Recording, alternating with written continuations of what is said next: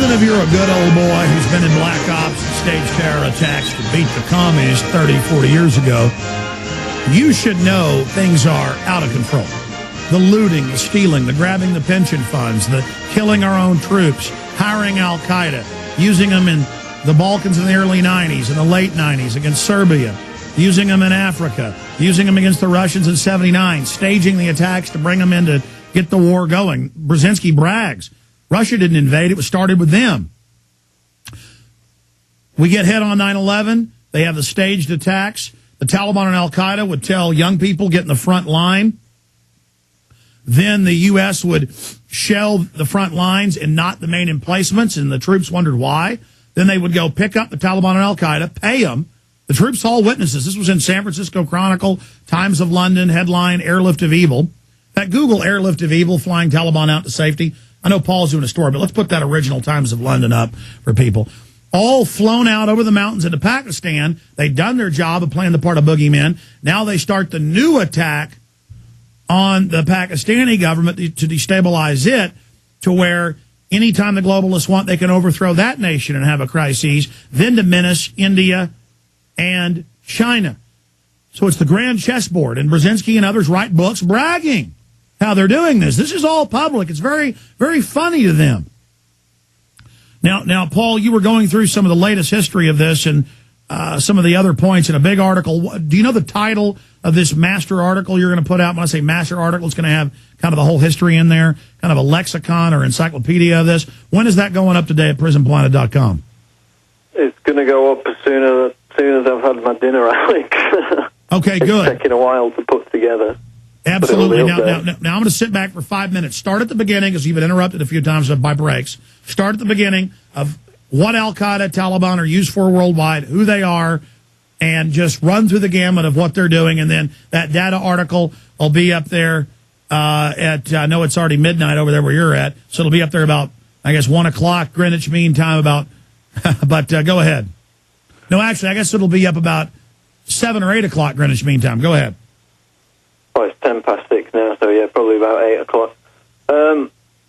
Al-Qaeda, the Taliban, all these groups, and it's not all one group. Obviously, Al-Qaeda is a Western creation, the name is, but all these Sunni extremist terrorist groups are the pawns of the New World Order. They're moved around the global chessboard to the different countries where the New World Order wants to destabilize governments and initiate regime change. It's funny because there's a board game called The War on Terror, which has come out in the last few years. And in the game, you can play as the New World Empire, and you have to maneuver terrorists around on this map of the world, and you can only invade countries where your terrorists are on the border of that country, so you have to move them into that country. So they're even throwing it in our face with that huge board game being promoted all over TV with ads. You're saying even in that, it's the New World Order Empire, and Al-Qaeda is the fiery sword of absolute victory. You hire the Al-Qaeda and move them into different countries. But it's based on fact, because we've just mentioned from being in Afghanistan to fight the Soviets, they then moved them into Bosnia in '92 to fight that war. After that, they were moved into Serbia, Yugoslavia to fight that war and to train the KLA. The Albanians were trained in Afghanistan by Osama bin Laden with the help of the CIA. That's on the record. And then after that, they were moved back into Afghanistan for the attack after 9/11. And now they've been moved into Pakistan. And along the line, you see the fingerprints of their activities. Also, they're in Iran under the auspices of Jundullah, which was announced in the 2007 White House program to destabilize Iran, that they would be funding Jundullah, which is an Iranian militant terrorist group formerly led by Khalid Sheikh Mohammed. And in fact, just yesterday, in an Iranian court case, a guy called Abdul Hamid Rigi, who was described as a senior member of the Jundullah terrorist group, confessed in court that the group, quote, had been trained and financed by the US and the Zionists. So he's there admitting in court that they're getting funding from the CIA in Israel, and that was announced by the White House itself. So it's not as if it's some kind of confession obtained from torture. He's saying it in an Iranian courtroom. And it's on the let's be record. clear. Israeli papers admit this. British papers, U.S., none of this is even our opinion. No, and then you've got the Taliban, the former Taliban member, the defector, saying that he got out because he found out it was all being run by the CIA in Israel and that they were killing civilians in order to destabilize countries. He got out, he said that, and 3 days later he was shot dead.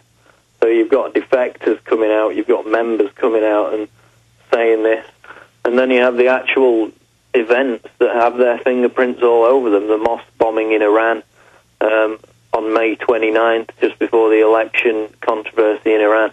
You've got the Samarra mosque bombing in Iraq in February 2006, which had all the fingerprints of an inside job. Well, no, that was in mainstream news that U.S. and British forces went in for hours, wired the building in front of everybody, and blew it up and said Al-Qaeda did it. Yeah, I mean, that's, even Ray McGovern said that it was obvious that they did it, basically.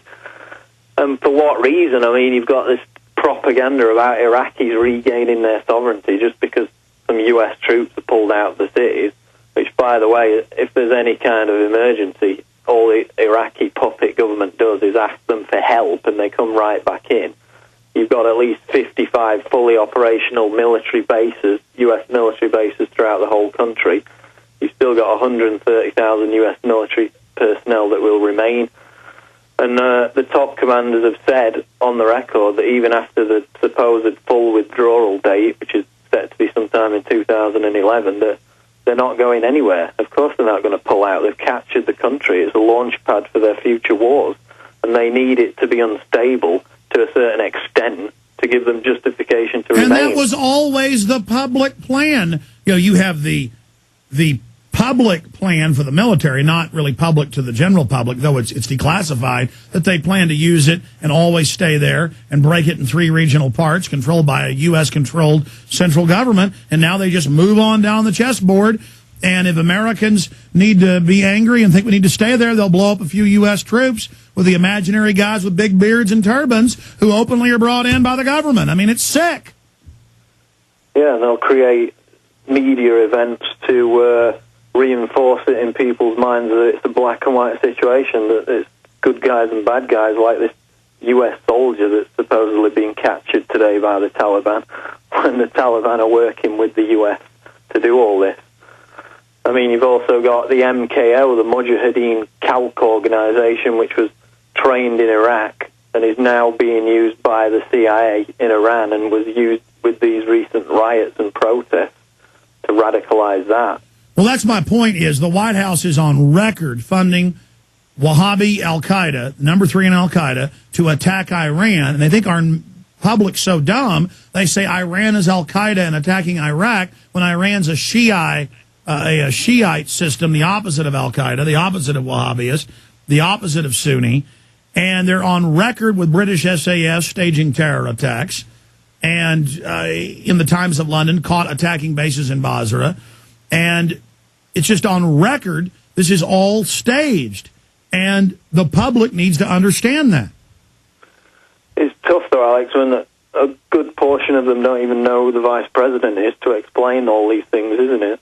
I mean, that's what benefits the Anglo-American establishment in all this. People can only understand it in black and white terms. So, well, Paul, where are they, from your study, planning to use their al-Qaeda brigades to destabilize areas? We know they want Pakistan under their control. They're menacing the legitimate government. When the president was being confronted on NBC, the president of Pakistan a few weeks ago, we played the clip here, the reporter said, "Why are you funding al-Qaeda and Taliban?" The guy laughed. He said, "They've always worked for you. You've got them trying to overthrow our government right now. How dare you?" And the reporter kind of just shut up and looked embarrassed, because the reporters all know this. This is such a sick joke.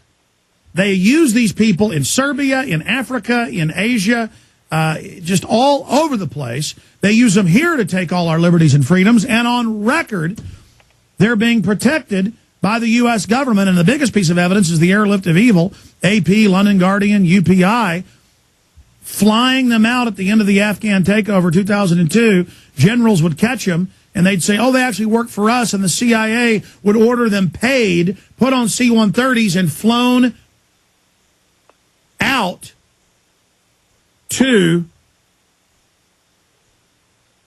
Pakistan. And no, you guys put another Times of London article up. That's a 2007 about rendition. The headline is Airlift of Evil.